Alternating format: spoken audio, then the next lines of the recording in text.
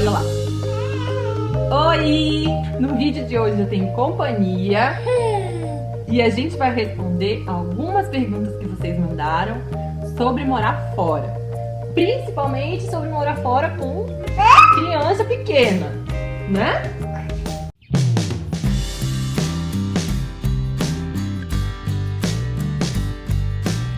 Vamos lá. A Isabela, uma querida, ela falou que tem um filhote da mesma idade que o Lucas. Ela pergunta se eu não fico preocupada de morar longe da família e de acontecer alguma coisa com o Lucas e eu estar sozinha. Essa é uma das minhas maiores preocupações. Porque apesar de o Rodrigo estar comigo... Oi, filha, a mamãe tá contando ele pra ti, ó. Vamos prestar atenção? Atenção. Apesar do Rodrigo estar aqui comigo e da gente ter amigos aqui e tudo, é diferente, né? Cada um tem a sua vida. Se acontece alguma coisa que a gente precisa ficar internado, qualquer coisa do tipo, a gente realmente não tem apoio. Então isso é uma das coisas que mais me preocupa. Mas como o nosso período aqui é curto, relativamente, a gente vai ficar durante um ano, que já tá quase acabando, então não é uma coisa que tem me preocupado muito. Mas eu acho que se eu viesse morar aqui, seria realmente um ponto a se pensar.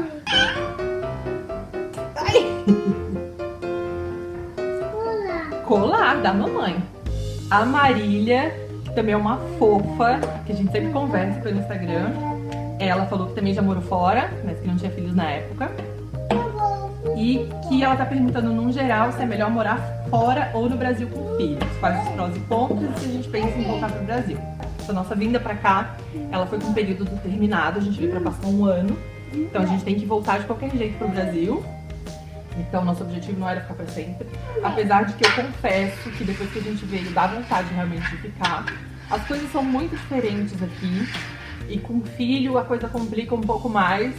Porque, como disse uma amiga minha, aqui é bom, mas é ruim.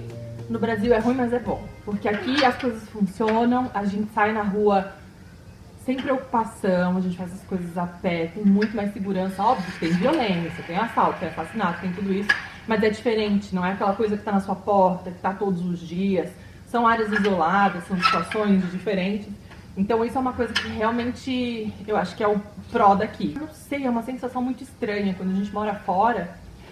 Eu acho que tu deve ter sentido isso também. Parece que a gente tá mais perto das coisas acontecerem, sabe? Aqui a gente tá em Cambridge, do lado do MIT, de Harvard, que é onde as coisas, sabe, as coisas são descobertas, as coisas são desenvolvidas.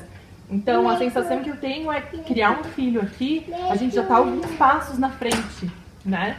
Pode ser besteira na minha cabeça, mas é isso que eu sinto, assim. Então eu tenho um pouco de pena de voltar pro Brasil e de repente depois a gente vê se vem pra cá ou não.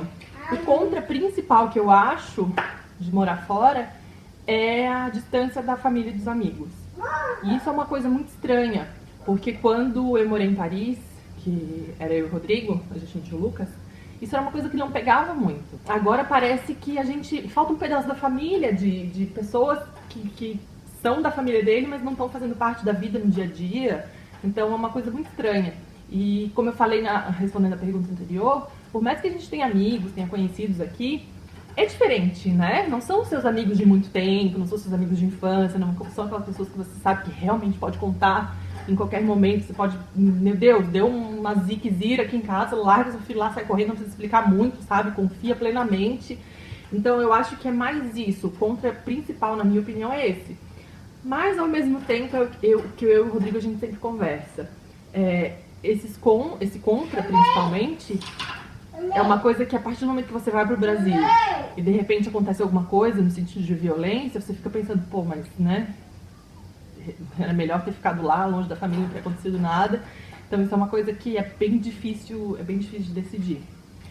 Se é melhor morar fora ou no Brasil com filhos. Eu realmente não sei te dizer. Não sei. Eu poderia te dizer plenamente que seria morar fora. Plenamente, totalmente, sem dúvida nenhuma. Mas depois que eu passei o inverno aqui, me senti muito sozinha, muito. Foi super difícil, foi bem solitário. E fui pro Brasil bem no meio do inverno, assim, e fui completamente diferente. Fui super bem acolhida, bem recebida. Aí pesou, sabe? Ficou muito difícil. Então eu acho que é importante fazer uma experiência, se for possível, entendeu? Se não der pra largar tudo e sair correndo, eu acho que é legal você passar um ano, dar uma experimentada pra ver como é que vai ser. Que lindo! Que lindo! Mostra ali como é que você tá.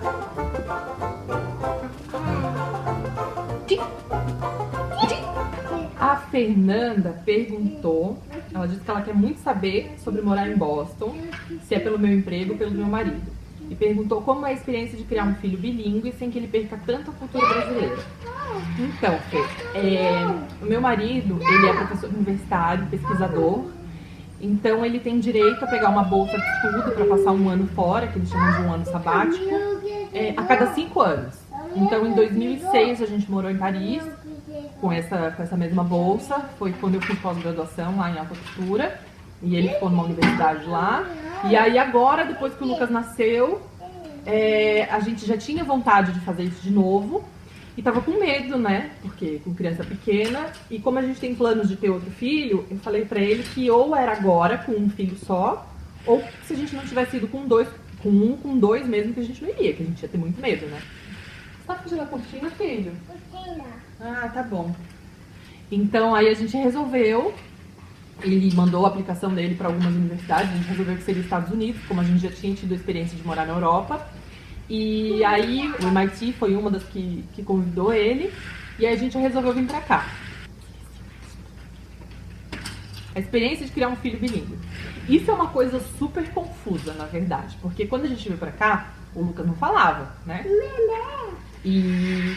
Mas como ele veio pra cá com 1 ano e pouquinho, vai sair daqui com 2 e pouquinho, a gente sabia que ele iria aprender a falar aqui. Então, em casa, a gente fala em português com ele.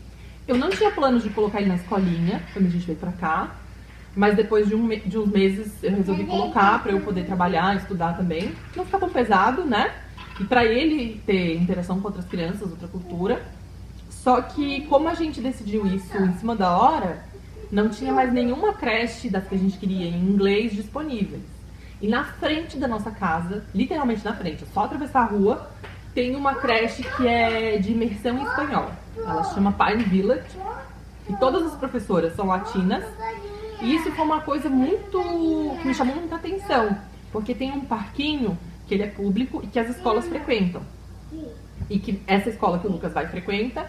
E uma outra escola que eu tentei colocar ele não tinha vaga, também frequenta. E nessa outra escola as professoras são todas americanas. E antes mesmo de eu ter a intenção de colocar o Lucas na escola, eu ficava percebendo a interação das professoras com os alunos. E é totalmente diferente das professoras americanas e as professoras latinas. E o Lucas sempre foi muito acostumado a toque, a pegar no colo, a beijo, abraço, eu fico todo amassando ele. E eu tinha muito medo de ele não se acostumar, né? De ele ter uma transição difícil. Então, pra mim, o ponto principal foi ter escolhido a escola por conta dessa... Gente, eu esqueço as palavras, que coisa horrível. Por conta de ser parecido com a forma que eu crio ele. Então foi por isso.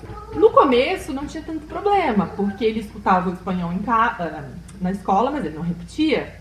Agora que ele tá um papagaio, ele tá falando muito, tá um pouco mais complicado, porque ele não é bilíngue, ele é trilíngue, né? Então ele fala português com a gente, ele fala algumas coisas de inglês, que os amiguinhos na escola falam, e a gente tenta inserir um pouquinho, mas ele tá falando muito espanhol.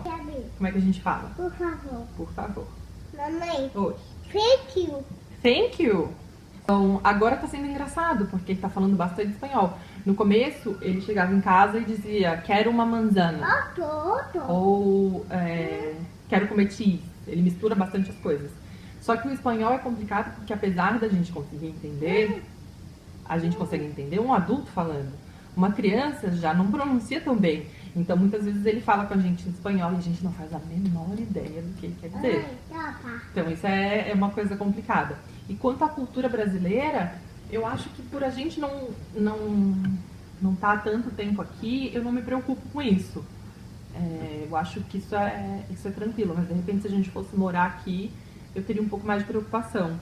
Mas também, eu acho que o fato de morar fora, ficar fora, longe da cultura, é que eu sou muito a favor de quando você está morando num lugar, você ficar imerso na cultura local, né?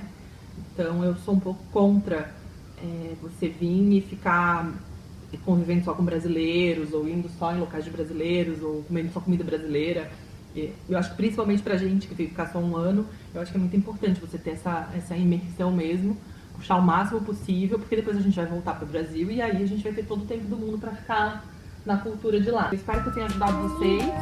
Se alguém tiver nessa mesma situação, tiver vindo pra cá, Mãe. tiver dúvidas, porque eu sei que a gente tem muitas, deixe um comentário aqui embaixo, manda um e-mail, e eu tô aqui pra ajudar, o que eu puder, o que eu souber.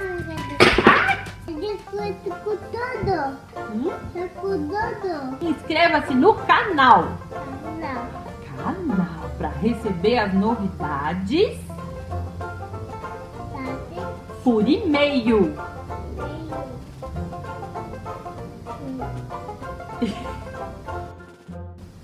Tchau! Ai! Quebrou o nariz da mamãe.